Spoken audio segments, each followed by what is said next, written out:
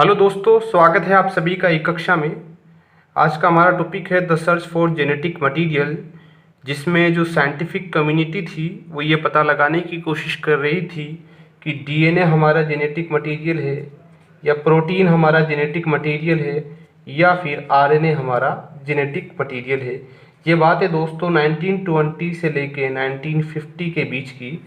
1920 से 1950 के बीच में एक डिबेट चल रही थी कि हमारा जेनेटिक मटेरियल क्या है। इस टॉपिक का पहला वीडियो मैंने अपलोड कर दिया है, द ट्रांसफॉर्मिंग प्रिंसिपल, जिसको हम ग्रिफ्थ एक्सपेरिमेंट के नाम से भी जानते हैं। वो आप लोग देख सकते हो, मैं जो लिंक है वो डिस्क्रिप्शन में दे दूंगा आप लोगों को। तो थोड़ा सा ब्रीफ में यहाँ पे करने की कोशिश करूँगा कि ग्रिफ्थ एक्सपेरिमेंट में हमने क्या पढ़ा। ग्रिफ्थ ने एक बैक्टीरिया लिया था, स्ट्रेप्टोकोकस न्यूमोनी, जिसकी दो तरह की स्ट्रेन थी। नंबर एक कौन सी थी? आर स्ट्रेन, जो कि क्या थी आपकी? अवायरुलेंट। कौन सी थी दोस्तों? अवायरुलेंट, जिसका मतलब ये था कि वो डू नॉट कॉज डिजीज, जो कि एक डिजीज कोजिंग स्ट्रेन नहीं थी। अगर हम इसको माइस में इंजेक्ट करते हैं तो माइस जो है लाइव बना रहता है, डाई नहीं होता है। दूसरी स्ट्रेन थी हमारी एस स्ट्रेन दोस्तों, वो थी वायरुलेंट स्ट्रेन। वायरुलेंट का मतलब था पॉइजनस और डिजीज कोजिंग, जो कि निमोनिया कोज कर सकती थी। उसको जब हम माइस में इंजेक्ट करते हैं तो माइस क्या है, डाई हो जाता है। उसके बाद में ग्रिफ्थ ने क्या किया था? ग्रिफ्थ ने एक टेस्ट ट्यूब के अंदर एस स्ट्रेन को क्या किया था? हीट किल किया था। तो उसको हम बोलेंगे हीट किल एस स्ट्रेन। जब उसको माइस में डालते हैं तो माइस क्या होता है, लाइव बना रहता है। क्यों? क्योंकि उसके अंदर जितनी भी जो डिजीज कोजिंग एजेंट थे, कैरेक्टर थे, वो सारे ख़त्म हो जाते हैं। उसके बाद में ग्रिफ्थ ने क्या किया, जो आर स्ट्रेन है, आर सेल है, plus heat killed S strain को मिलाया आपस में, और जब इसको माइस में इंजेक्ट किया तो माइस क्या हो गया? डाई हो गया। तो यहाँ तक तो था हमारा ग्रिफ्थ एक्सपेरिमेंट। ग्रिफ्थ ये नहीं समझा पाया कि जो ट्रांसफॉर्मिंग सब्सटेंस था वो क्या था, हमारा डीएनए था या प्रोटीन था। तो उसके बाद में 1933 टू ये जो एक्सपेरिमेंट ग्रिफ्थ ने किया था 1928 में किया था, और 1933 टू 1944 के अंदर 3 साइंटिस्ट हुए। कौन कौन से दोस्तों? Oswald Avery, Colin MacLeod and Maclyn McCarty. इन तीनों साइंटिस्टों ने मिलके एक एक्सपेरिमेंट किया जिसको ये कहा जाता है biochemical nature of transforming principle. इन तीनों साइंटिस्टों ने क्या किया दोस्तों?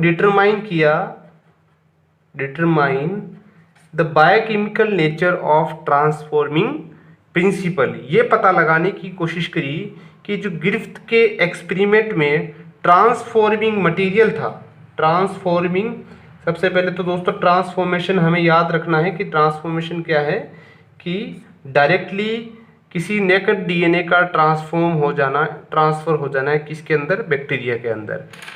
जो हीट किल्ड सेल थी या हीट किल एस स्ट्रेन थी, उसमें से क्या ऐसा सब्सटेंस था जो निकल के आर स्ट्रेन में आ गया और उसको क्या कर दिया? ट्रांसफॉर्म कर दिया। तो वो सब्सटेंस क्या था, ये पता लगाने की कोशिश इन तीनों साइंटिस्टों ने करी थी। तो सबसे पहले दोस्तों जो एवेरी और उसके जो कलीग्स थे, उन्होंने क्या किया, जो हीट किल्ड, मैं एच के लिख रहा हूँ, हीट किल्ड एस स्ट्रेन थी, उसमें से जो प्रोटीन था और जो डीएनए था और आरएनए, इन तीनों सब्सटेंसेस को क्या किया? आइसोलेट किया। इन तीनों सब्सटेंसेस को आइसोलेट किया और प्यूरिफाई किया। सबसे पहला काम इन्होंने ये किया। ये मान लीजिए ये था हमारा हीट किल्ड एस सेल्स, उसमें से प्रोटीन को अलग निकाला, उस प्रोटीन को अलग निकाला, फिर डीएनए को अलग निकाला, आइसोलेट किया, प्यूरिफाई किया, और आरएनए को प्यूरिफाई किया। इसने इन साइंटिस्टों ने प्रोटीन को जब किसी माइस में, याद रखिएगा दोस्तों कि हीट किल्ड एस स्टेन क्या थी, अलोन एस स्टेन क्या थी हमारी, डिजीज कोजिंग थी, डिजीज कोजिंग। और जब हमने उसको हीट किल किया था तो उसको अलोन ये कुछ नहीं कर पा रही थी, ये डिस्ट्रॉय हो चुकी थी, इसकी जो प्रॉपर्टी थी वो डीनेचर हो चुकी थी उस बॉइलिंग टेम्परेचर के ऊपर। हीट किल का मतलब बॉइलिंग टेम्परेचर के ऊपर। तो इस हीट किल्ड में से प्रोटीन को अलग निकाला और ये पता लगाने की कोशिश की कि क्या प्रोटीन हमारा जेनेटिक मटेरियल हो सकता है। तो इसने क्या किया, प्रोटीन को प्यूरिफाई किया और उसको माइस में डाला। तो माइस क्या रहा दोस्तों, लाइव बना रहा, यानी कि किसी भी तरीके का ट्रांसफॉर्मेशन नहीं हुआ, नो ट्रांसफॉर्मेशन, कोई भी ट्रांसफॉर्मेशन नहीं हुआ, माइस जो है लाइव बना रहा। फिर इसने क्या किया दोस्तों, डीएनए को क्या किया, आइसोलेट किया और माइस में इंजेक्ट किया, और माइस क्या हो गया, डाई हो गया। इसका मतलब कि डीएनए जो है वो एज ए जेनेटिक मटेरियल है, उसने क्या किया, उस प्रॉपर्टी को कैरी किया। थर्ड इसने क्या किया, आरएनए को प्यूरिफाई किया और माइस में डाला, तो माइस क्या है, लाइव बना रहा। तो इससे ये साबित हुआ कि जो डीएनए क्या है हमारा, एज ए जेनेटिक मटेरियल है जिसने एस सेल्स की जो डिजीज कोजिंग करेक्टर थे वो ट्रांसफॉर्म किए दूसरे सेल्स में, जिसकी वजह से माइस जो है मर गया।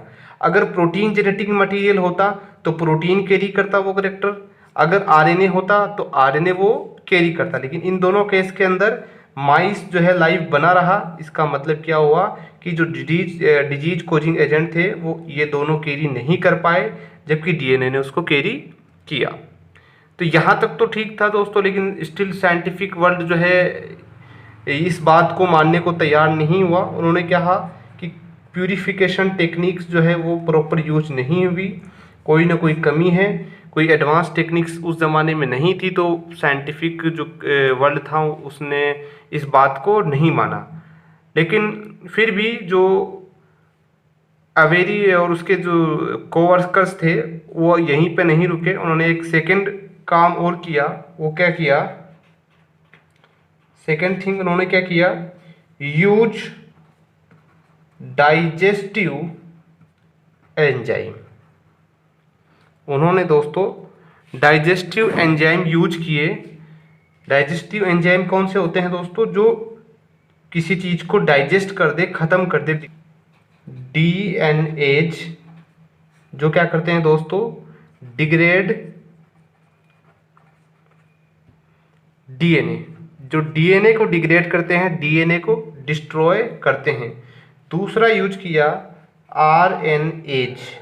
किसी भी चीज के आगे एज लगता है तो इसका मतलब वो क्या होता है, एंजाइम हो जाता है। तो आरएनएज जो कि क्या करता है, डिग्रेड करता है आरएनए को। और एक यूज किया प्रोटीएज जो कि क्या करता है, प्रोटीन को डिग्रेड करता है। ठीक है दोस्तों, यहां तक क्लियर हुआ। सबसे पहले क्या किया उन्होंने आइसोलेट किया, प्यूरिफाई किया protein, heat kill S strain से प्रोटीन को, डीएनए को, आरएनए को, और उनको अलग अलग माइस में डाल के देखा और ये पता लगाने की कोशिश करी कि किसके पास डिजीज कोजिंग कैरेक्टर थे। तो वहाँ से उनको ये मिला कि डीएनए ने ही क्या किया है, सेल्स को ट्रांसफॉर्म किया है, जिसकी वजह से माइस जो है वो डाई हो चुका है। लेकिन साइंटिफिक कम्युनिटी ने वहाँ पर नहीं माना उनकी बात को, कहा कि कोई प्यूरिफिकेशन टेक्निक्स जो है आपकी प्रॉपर नहीं है। उसके बाद में इन्होंने क्या किया, डाइजेस्टिव एंजाइम्स का यूज किया जो डीएनए को डिग्रेड कर सके, डीएनएज, जो आरएनए को डिग्रेड कर सके वो आरएनएज, और प्रोटीन को डिग्रेड कर सके वो प्रोटीएज। अब हम जो है कंक्लूजन की बात करते हैं कि उन्होंने इस डाइजेस्टिव एंजाइम को किस तरीके से यूज किया। तो इस टेबल में समझने की कोशिश करिए कि किस तरीके से जो ओवेरी और उसके जो कोवर्कर्स थे उन्होंने जो डाइजेस्टिव एंजाइम्स का यूज किया। सबसे पहले उन्होंने क्या किया, आर सेल्स ली, और आर सेल लेने के बाद में उसके साथ में लिया हीट किल एस सेल्स, जो जिसके पास क्या था, डिजीज कोजिंग जो जेनेटिक मटेरियल था, एजेंट्स था या ट्रांसफॉर्मिंग सब्सटेंस थे। आर सेल लिया plus heat kill S cell ले लिया।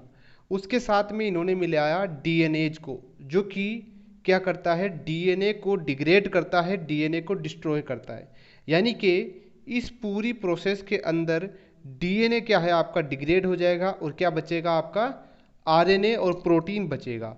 तो अगर आरएनए और जो प्रोटीन इनमें से कोई डीएनए आपका जो जेनेटिक मटेरियल है, तो सेल क्या हो जानी चाहिए आपकी ट्रांसफॉर्म हो जानी चाहिए और जो माइस है वो आपका मर जाना चाहिए। लेकिन आप देख रहे हो ऐसा नहीं हुआ यहाँ पे क्या हुआ दोस्तों, जो माइस है जो लाइव बना रहा, कोई भी ट्रांसफॉर्मेशन नहीं हुआ। तो इससे ये पता चलता है कि जब हम डीएनए को डिग्रेड कर देते हैं, जो कि हमारा जेनेटिक मटेरियल है, ये हमें आज पता है, उस समय नहीं पता था। तो डीएनए को डिग्रेड करने से जो ट्रांसफॉर्मिंग मटेरियल था वो ट्रांसफॉर्म नहीं होता है और माइस जो है लाइव बना रहता है। दूसरी केस में हम बात करते हैं, तो जो आर से लिया, एच हीट किल एच से लिया, प्लस आरएनएज को क्या किया इन्होंने ऐड किया। तो जो आरएनएज क्या करेगा, आरएनए को डिग्रेड कर देगा, यानी कि क्या क्या बच जाएंगे इस सब्सटेंस में, डीएनएज बच जाएगा आपका और प्रोटीन बच जाएगा। तो क्या पता चला दोस्तों इसमें से कि आरएनएज ने क्या किया, आरएनए को डिग्रेड कर दिया, तो माइस क्या हो गया, डाई। इसका मतलब यहाँ पे जो ट्रांसफॉर्मिंग मटेरियल था वो क्या है आपका प्रोटीन या डीएनए एक होना चाहिए, प्रोटीन या डीएनए में से एक होना चाहिए, क्योंकि आरएनएज को तो डिग्रेड कर दिया था। थर्ड में देखते हैं कि क्या होगा कि आर से लिया प्लस हीट किल एस से लिया और जो है प्रोटीएज लिया, जिससे क्या हुआ कि आपका प्रोटीन डिग्रेड हो जाएगा इस केस में और आपके पास क्या बचेगा, डीएनए प्लस आरएनए।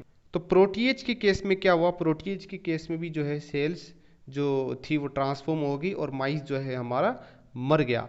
इससे ये पता चलता है कि जब हम डीएनएज का यूज करते हैं और डीएनए को डिग्रेड कर देते हैं तो कोई भी ट्रांसफॉर्मेशन नहीं होता है, और जब हम डीएनए को जो है डिग्रेड नहीं करते हैं, दोनों केस में देखो यहाँ पे डीएनए नहीं डिग्रेड हुआ, इस केस में भी डीएनए डिग्रेड नहीं हुआ, तो आपका ट्रांसफॉर्मेशन हो जाता है और माइस मर जाता है। तो जिससे हमें ये पता चलता है कि डीएनए ही हमारा क्या है, जेनेटिक मटेरियल है।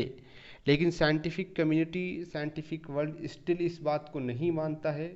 वो इस चीज़ पे ऑब्जेक्शन उठाते हैं कि जो प्यूरिफिकेशन टेक्निक्स थी जो इन साइंटिस्टों के थ्रू यूज करी गई थी वो प्रॉपर नहीं थी। तो आगे जो फाइनल जो एक्सपेरिमेंट किया गया वो हर्शी एंड चेस ने किया, वो मैं आपको आगे पढ़ाऊँगा। तो बनिए रहिए दोस्तों वीडियो के साथ में, और चैनल को जो है लाइक एंड सब्सक्राइब करते रहिए। इसी तरीके से आपके लिए नए वीडियो आते रहेंगे।